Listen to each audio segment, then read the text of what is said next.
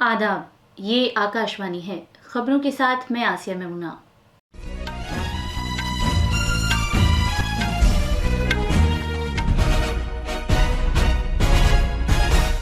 लोकसभा इंतखाबात के 5वें दौर के लिए चुनाव मुहिम आज शाम खत्म हो रही है।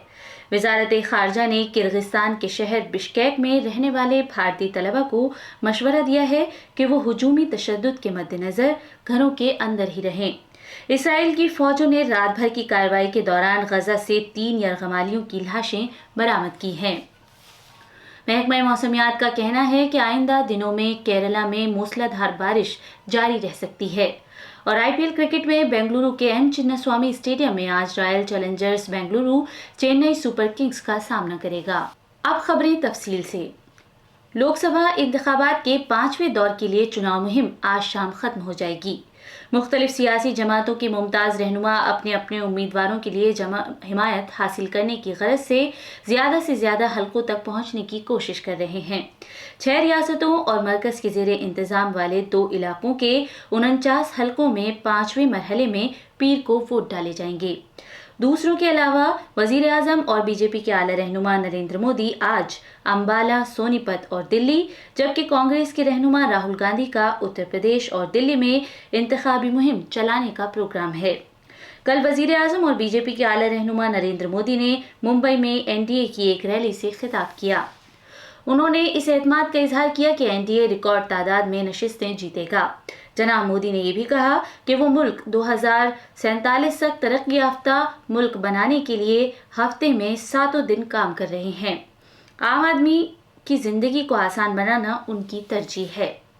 झारखंड में चतरा, कोडरमा और हजारीबाग लोकसभा सीटों में 5वें मरहले की पोलिंग और गेंदे असेंबली सीट में ज़िमनी चुनाव के लिए इंतखाबी मुहिम आज शाम 5 बजे खत्म हो जाएगी। वहां पीर को यानी इस माह की 20 तारीख को वोट डाले जाएंगे। इन 3 पार्लिमानी हलकों में 5वें मरहले की पोलिंग के लिए कुल 55 उम्मीदवार मैदान में हैं। हमारे नामानिगार ने खबर दी है कि पोलिंग टीमें आज से रियासत के दूर दराज के इलाकों के लिए इंतखाबात से मुतालिक साजो सामान लेकर रवाना हो रही हैं। झारखंड के आला इंतखाबी अफसर के रवि कुमार ने कहा है कि साल 2019 के मुकाबले इस साल लोकसभा इंतखाबात में उम्मीदवारों की तादाद में इजाफा हुआ है। इस मर्तबा 244 उम्मीदवार चुनाव मैदान में हैं, जबकि 2019 में 229 उम्मीदवारों ने इंतखाबात में हिस्सा लिया था।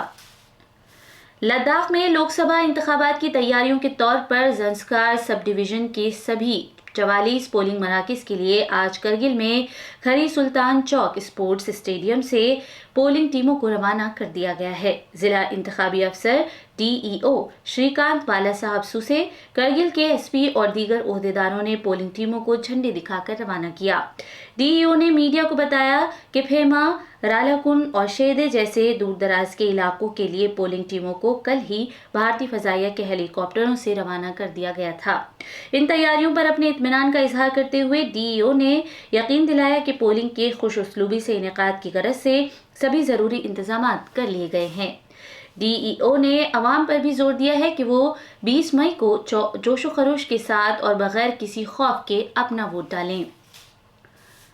भारत ने आज इज्तिमाई तशद्दुद के जरिए बैनुल-अक़वामी तलबा को निशाना बनाए जाने की खबरों के तनाजुर में किर्गिस्तान के बिश्केक में मुकीम भारतीय तलबा को घरों में रहने की एडवाइजरी जारी की है। बिश्केक में भारतीय तलबा की फलाह बहबूद की यकीन दहानी कराते हुए वज़ीर ख़ारजा एस जयशंकर ने कहा कि हालात पर निगाह रखी जा रही है और जैसा कि इत्तला मिली है कि फ़िलहाल हालात पुरसुकून हैं, उन्होंने तलबा को सलाह दी है कि वो सिफारत खाने के साथ बराबर राब्ते में रहें। किर्गिस्तान में भारतीय सिफारत खाने ने तलबा के लिए 24 घंटे 7 दिन एमरजेंसी राब्ता नंबर भी जारी किया है। नंबर इस तरह है 055 571 0041। बिश्केक में गुज़िश्ता कई दिन से पुरतशद्दुद वाक़यात पेश आ रहे हैं, जिनमें 4 पाकिस्तानी तलबा हलाक और कई दूसरे जख्मी हो गए।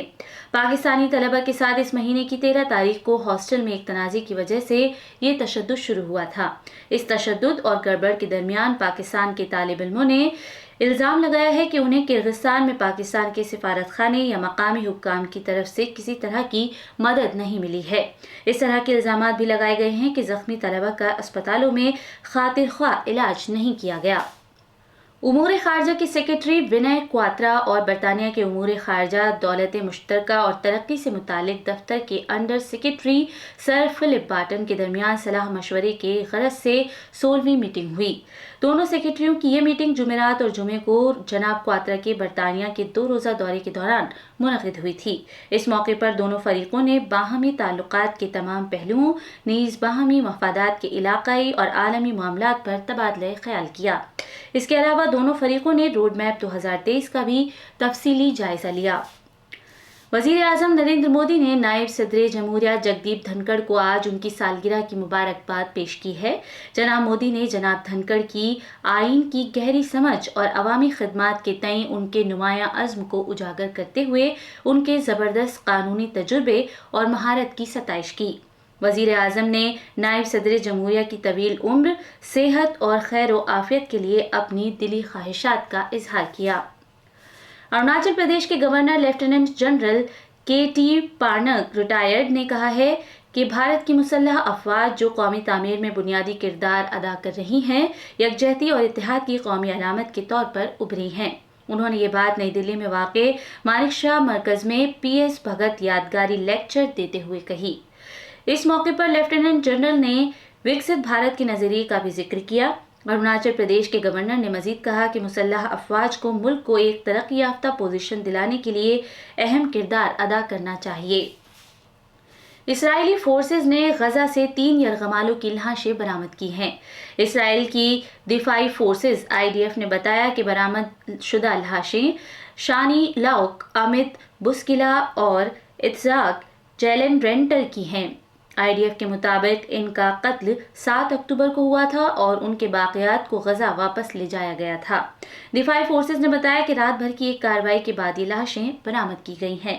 اسرائیلی وزیر اعظم بنیامین نیتن یاہو نے اس خبر کو دل اندوہ خبر قرار دیا ہے۔ کیرالہ کے محکمہ موسمیات نے کہا ہے کہ آنے والے دنوں میں بھی موسلا دھار بارش جاری رہے گی۔